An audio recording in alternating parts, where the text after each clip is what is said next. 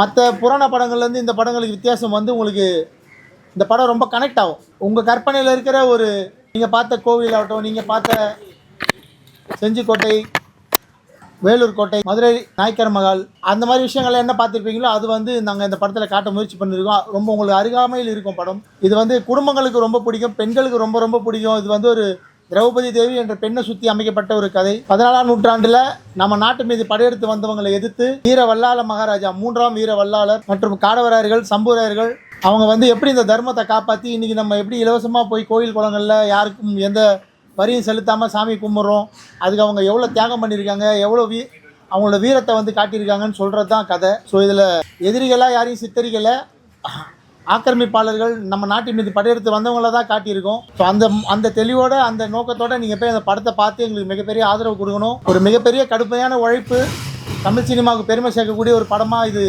அமையணும். நான் உங்களுக்கு எல்லாருக்கும் இந்த நேரத்தில் தெரிவிச்சுக்கிறேன்.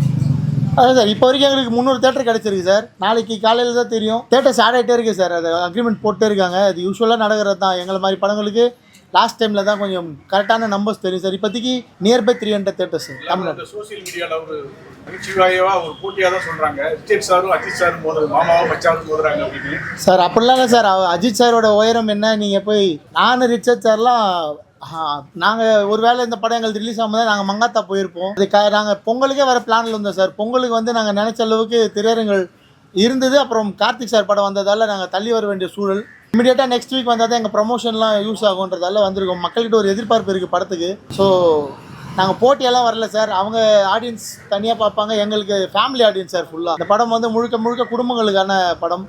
குழந்தை குட்டியோடு வந்து பார்க்கணும், அவ்வளோ பெரிய வரலாறு சொல்லியிருக்கேன் இந்த படத்தில்.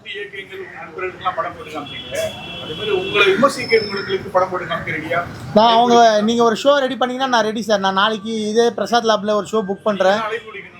நான் கேட்டிருக்கேன் சார். நான் எல்லார்கிட்டையும் ஷோ கேட்டிருக்கேன் சார். எல்லாரையும் பார்க்க சொல்லி கேட்டிருக்கேன். சீமான் அண்ணையும் பார்க்க சொல்லி கேட்டிருக்கேன். நீங்கள் நினைக்கிறவங்களெல்லாம் பார்க்க சொல்லி கேட்டிருக்கேன். எல்லா படத்துக்கும் கூப்பிட்றேன். யாரும் இன்ட்ரெஸ்ட் காட்டுறது இல்லை, வரமாட்டாங்க. உங்களை மட்டும் இந்த மாதிரியான மூவியை பண்ணுறீங்க, இந்த மாதிரி ஒரு போர்ட்ரேட்டான ஒரு ஃப்ரேம் இருக்குது, இந்த ஃப்ரேமை வந்து தூக்கி போடாத மாதிரி இந்த படம் இருக்குமா? இல்லை, இந்த படம் ட்ரெய்லர் வந்து இன்றைக்கி ரிலீஸ் டேட் வந்திருக்கு. இது வரைக்கும் யூஸ்வலாக என்னோடய படங்களுக்கு இருக்க மாதிரி எந்த பிரச்சனையும் சர்ச்சையும் இல்லை.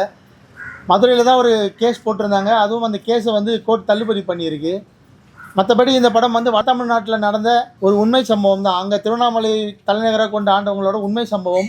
700 வருஷமாக வீரவல்லாள மகாராஜாவுக்கு இன்னுமே மாசி மகம் அன்றைக்கி திதி கொடுத்துட்ருக்காங்க. இன்னுமே வந்து நான் சார்ந்த சமூகமான வன்னியர் சமூகத்திலேருந்து வந்து இந்த வருஷமும் திதி கொடுத்துருக்காங்க.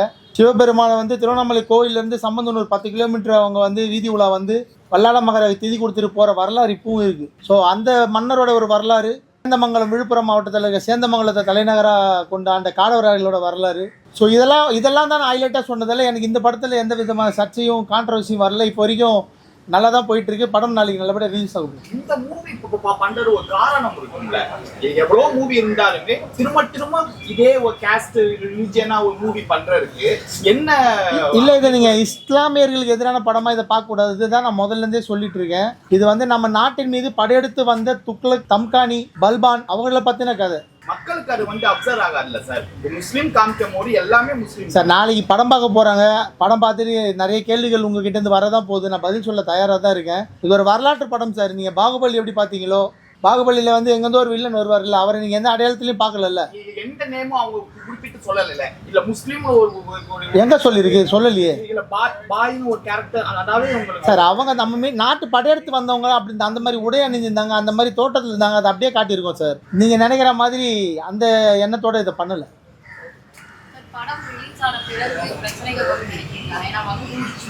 பிரச்சனைகள் வராது.